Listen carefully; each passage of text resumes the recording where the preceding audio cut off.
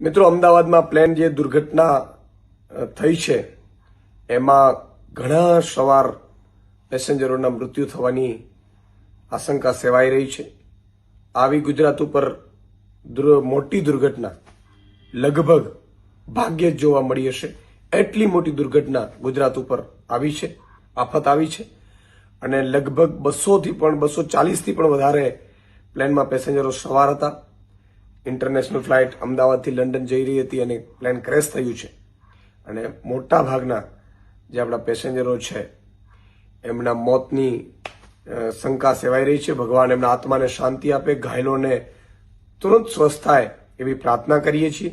અને સાથે સાથે આમ આદમી પાર્ટીના અધ્યક્ષ તરીકે બે જે ચૂંટણીઓ છે, કડી અને વિધાનસભા અને વિસાવદરમાં, તેમાં અમે આજે અને આવતીકાલના તમામ જે રાજકીય કાર્યક્રમો છે, રાજકીય સભાઓ છે, એ સ્થગિત કરીએ છીએ.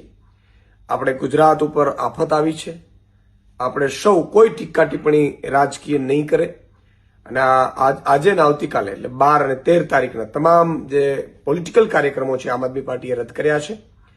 સાથે સાથે અમે પ્રાર્થના કરીએ છીએ.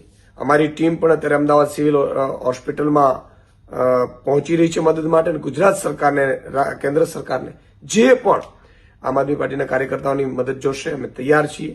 આ દુઃખની ઘડી છે, આપણે સૌ રાજનીતિ ઉપર થઈને વિચારવું પડે અને સૌ એક થઈ અને આ દુઃખની ઘડીમાં ઉભા રહીએ એવી પ્રાર્થના.